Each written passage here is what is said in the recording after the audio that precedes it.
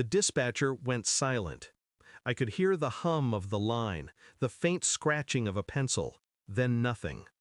"Sir, what's your address?" he asked finally. I told him.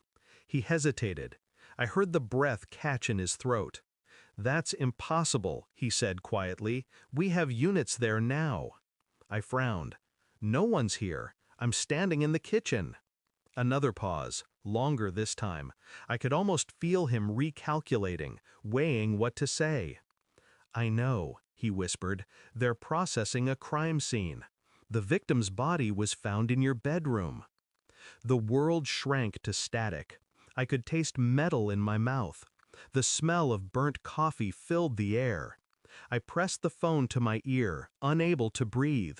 "Sir?" My voice cracked. "Who's the victim?" He exhaled, slow, regretful. "We've been trying to reach you all night. The victim is your wife." Something inside me fractured. Not loud, quiet, precise, like a clean break in glass. When they showed me the photographs, I didn't cry. I just studied them. Angles, shadows, the blood pattern on the sheets. They said she'd been dead for hours. But I had been out of town on business, 200 miles away. The timeline didn't fit. The body didn't either. That wasn't my wife. The face was similar, the hair, the clothes, even the ring looked the same. But there was something wrong in the details. Her wrist was too slender. The birthmark on her collarbone, missing. I didn't say a word. I nodded, signed the paperwork, and watched them leave. Back inside, the silence was unbearable. Her phone was gone, her purse too, but the photo on the mantel, her, me, and our son, was tilted slightly to the left.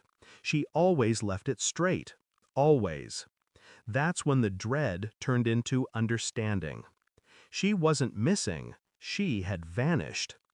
I moved through the house like a ghost. Everything looked the same, yet nothing felt familiar. I checked her browser history first, then her text backups, the cloud, the hidden folders. She was meticulous, but not careful enough. There were messages from an unknown number, short, coded, intimate. Same room? Always. He'll never know. Each word tightened a noose around my chest. I traced the IP addresses. One linked back to a local hospital, the pediatric wing. My stomach turned cold. That's where she took our son last month. The fever, the night she said she stayed late for tests. I called my sister. She worked there. Her voice trembled when she realized why I was asking. Don't look into this," she whispered. "Just trust me." But trust was the first casualty in betrayal. That night, I pulled my son's medical file, his blood type, then mine, then hers. It didn't match, not even close. I stared at the results until dawn, my reflection split in the glass. The DNA results came back 2 days later. One line sealed everything. Probability of paternity 0.00%. I felt nothing, no rage, no sorrow, just a quiet, methodical clarity.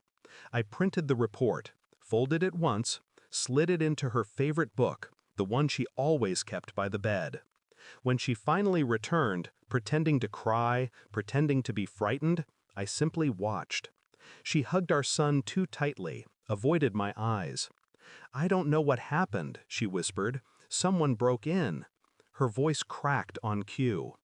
I asked her if she was tired. She nodded. I told her to rest. Minutes later, I heard the gasp, the sound of pages turning, paper trembling. She came downstairs holding the report. Pale, shaking. "Where did you get this?" I didn't answer. I just watched her crumble. "You lied to me," I said softly. She stammered, tried to speak. Her words fell apart. "How long?" I asked. Her silence told me everything.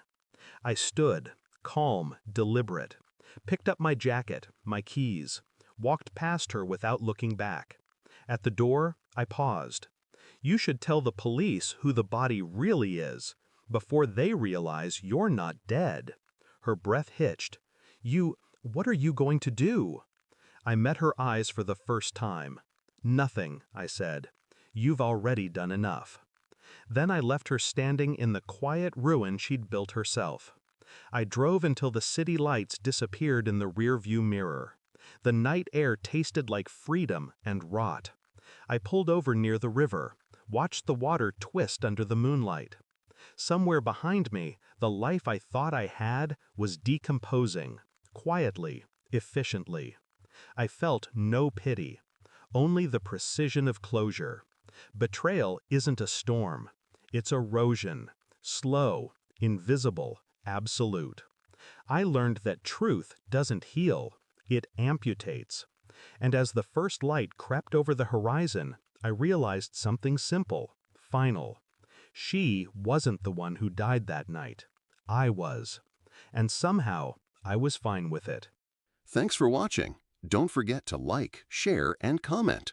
Subscribe now to Cheating Stories Insight World for more amazing stories.